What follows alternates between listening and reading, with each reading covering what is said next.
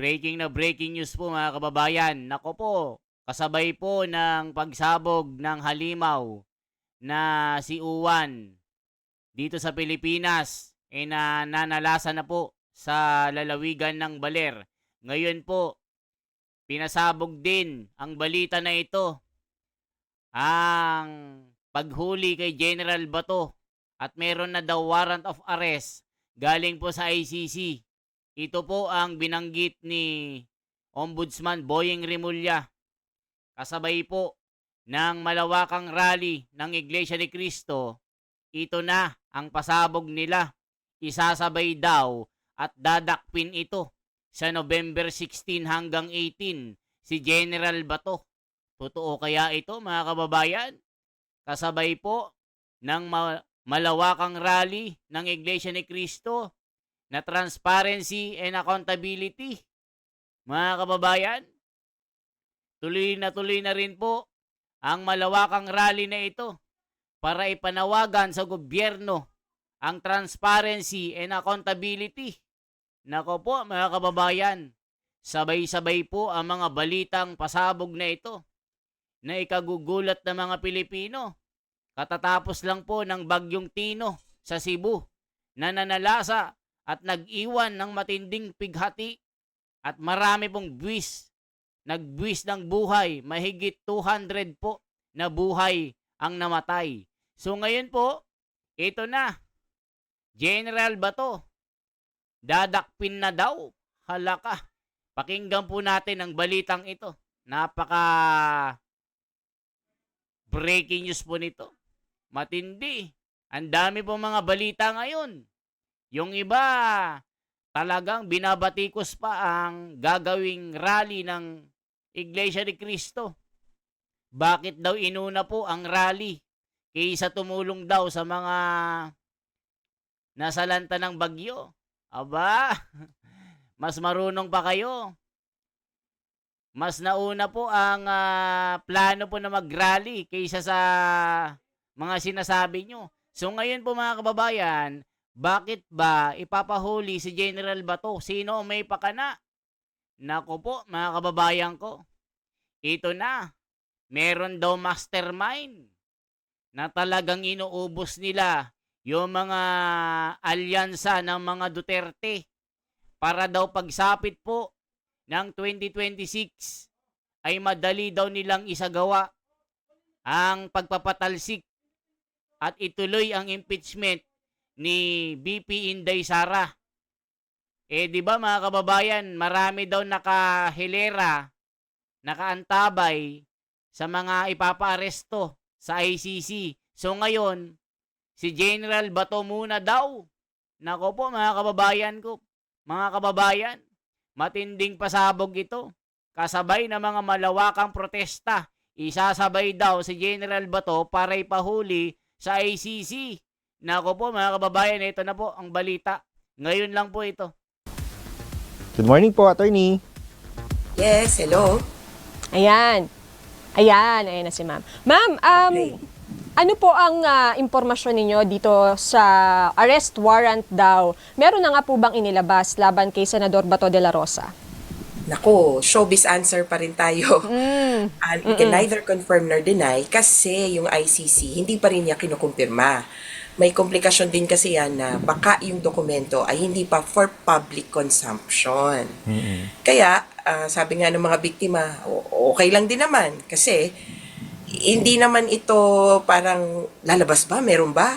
Ang ano na lang, we will assume that a warrant of arrest has been issued, especially because dapat naman talagang mag-issue ng warrant kay Bato de la Rosa.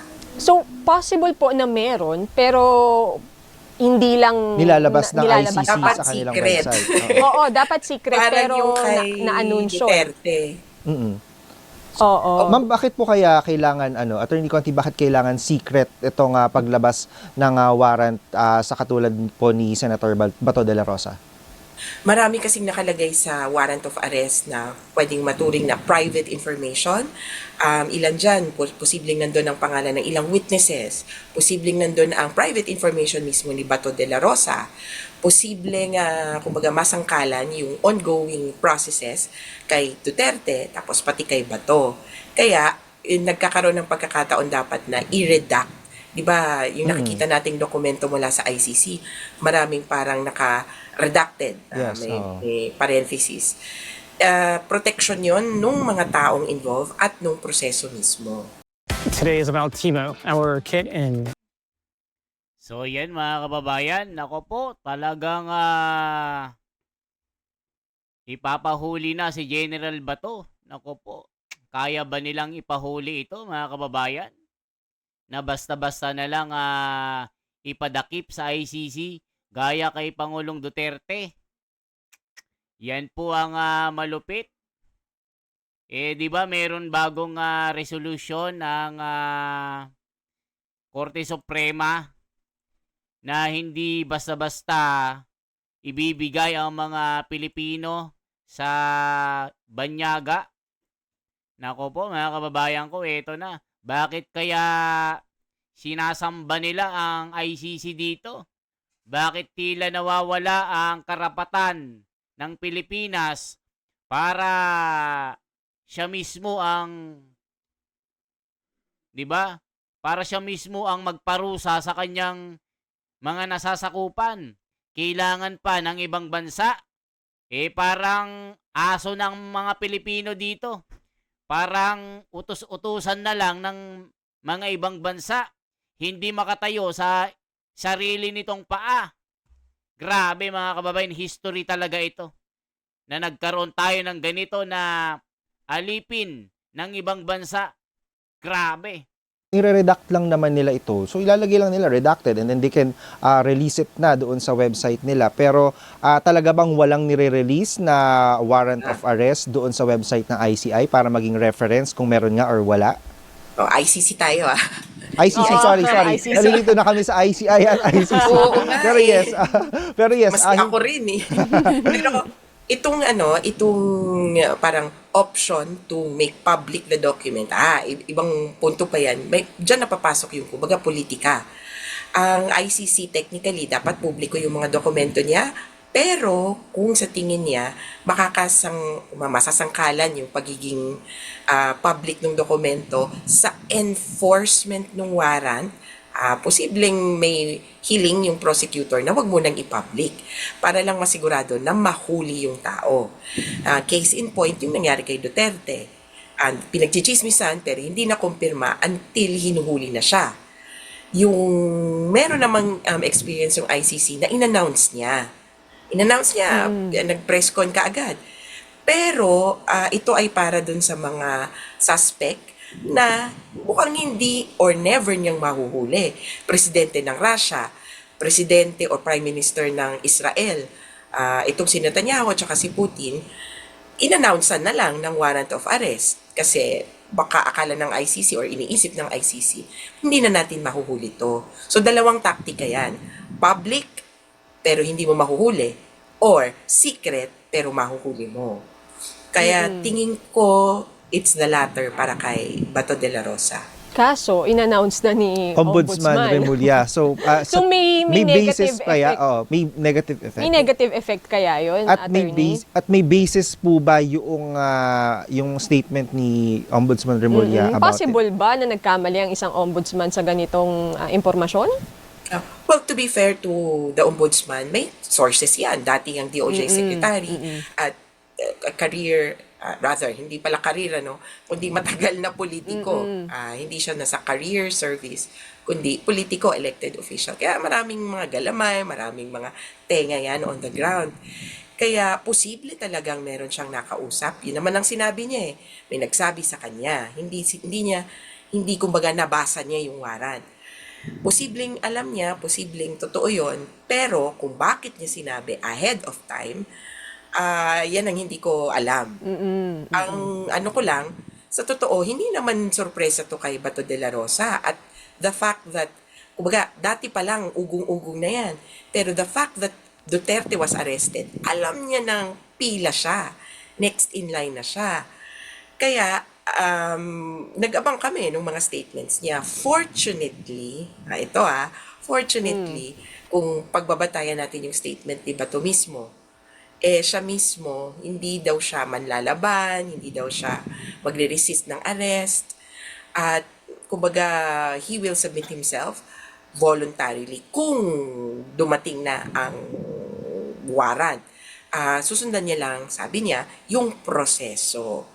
Kaya wala kaming inaasahan na tataka si Bato, wala kaming inaasahan na ayun nga, manlalaban siya o kaya magre-resist pa nung aresto dahil siya mismo ang sabi, susundin lang niya yung batas. Attorney, maaari ba siyang maprotektahan dahil nga siya ay sitting senator? Maaari ba siyang maprotektahan ng Senado kung sakali man na, let's say, weekdays mangyari itong pag-aresto sa kanya na kagaya nangyari before kay former Senator Trillanes na aarestohin siya pero hindi naman naaresto? Possible ba yung mga ganitong scenario? Possible, pero hindi dapat protektahan ng Senado ang mga mamatay tao o kaya maski mga korap. So, hindi basta-basta yung proteksyon na ibibigay ng Senado. At hanggang hindi nag engage si Bato de la Rosa dun sa proseso sa ICC, kumbaga, nag-submit ba yan ng motion to dismiss na tinatawag natin, motion to quash, hindi yan pwedeng basta-bastang magtago na lang sa Senado forever. Kaya, sabi naman ni Senator Tito Soto na hindi siya pwedeng hulihin habang may pasok, parang ganon. Kumbaga, to maintain the integrity of the Senate, siguro habang may session, wag naman. Siguro caution lang dun sa mga manghuhuli na edi intayin na lang na matapos yung session o kaya sa labas ng Senado hulihin. Pero ako, tingin ko, walang rule na explicit na bawal pumasok ang mga pulis para manghuli ng tao sa loob ng Senado. Okay. Pero ma'am, di ba merong kino-question ni Senador De La Rosa itong pag-aresto kay former President Duterte sa Supreme Court na hindi raw yan legal. Will that affect itong possible na pag-aresto sa kanya? Hindi, kasi technically iba yung facts. At iniisip ko kung siya mismo yung petitioner, parang yung mga kamag-anak may yung mga anak yung nagpetition doon. Kine-question niya publicly. Pero hiwalay yung naging insidente ng pag-aresto. Kaya in a sense, wala yung epekto sa kanya. Maliban kung ang katangi-tanging, kumbaga, it's both it could either be a question of fact, meaning hindi tama ang ganitong proseso, hindi dapat ganito, or a question of law. Mali. So yan mga kababayan, sa tingin nyo, makatarungan ba ito mga kababayan? Yung paghuli kay PRRD at ngayon naman ay isusunod si General Bato kasama ng or sabay ng malawakang rally nitong 16 to 18. Hala ka. Ano bang sabi ng mga komento dito? Ito po. Pakikuha nyo ang mga senadores na tiwali at korap, lalo na yung mga milyonaryo, bilyonaryo at trilyonaryo na ganid sa gahaman sa pera at kapangyarihan. Tiba-tiba sila pera nung pandemic. Alaka.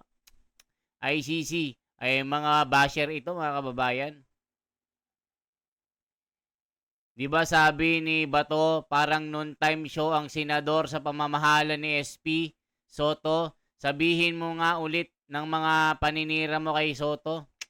Mga ano ito, mga panig kay Iskol Bukol ito. Bring it on daw, sabi ni Bato. Kilala ka na Los Kayag Balls, Stapi sa Lotto Sentry. Ano yun?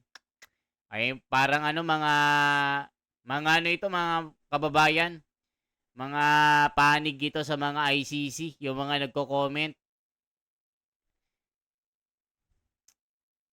Ayan gustong-gusto nila na yung bansa natin maging alipin, maging sunod-sunuran sa mga dayuhan.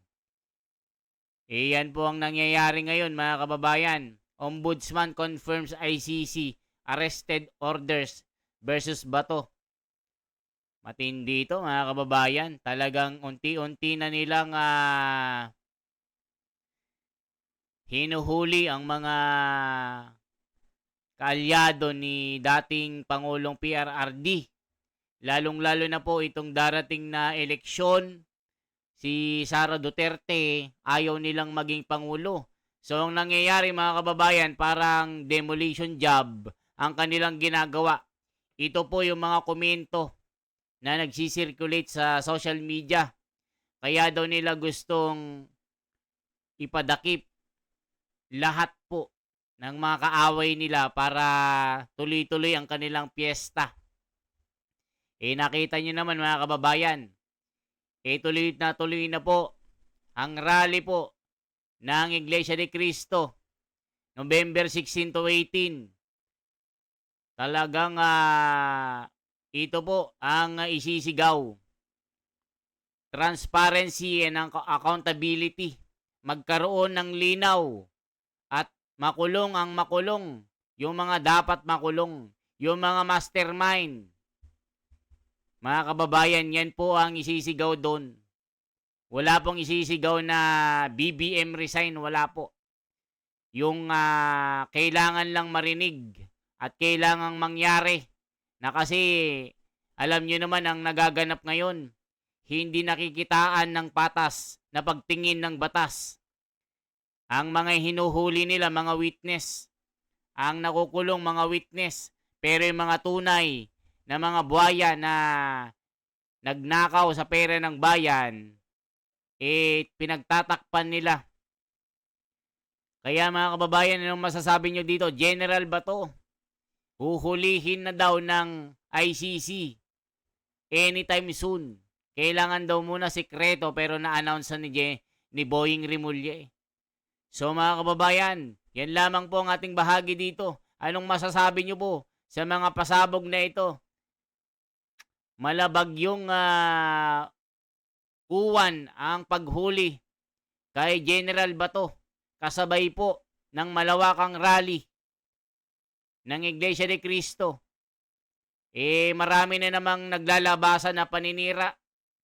Alam niyo naman, takot na takot sila.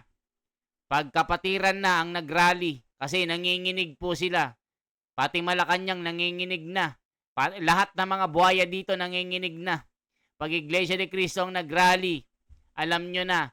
Alam nyo pong matutuloy. At marami talaga ito. The most powerful at talagang united na pagsasagawa ng malawakang pagtitipon na rally. Wala pong makakapigil. Bagyo man o ano, walang pipigil dito mga kababayan. Lumindol, bumagyo, ano pa ang mangyari, matutuloy ang rally po. Excited na ba kayo mga kababayan ko? Kita-kits po tayo sa darating na 16 to 18. Kasama po tayo dyan na isigaw. Transparency and accountability. Managot ang kailangan managot. Yan po ang hiling. Kita nyo naman, ngayon, walang nangyayari. Puro pagtatakip. Okay po? Once again, ako si The Wonders Philippines. Ang inyong lingkod. Isang like, isang share po, at isang subscribe. Salamat po.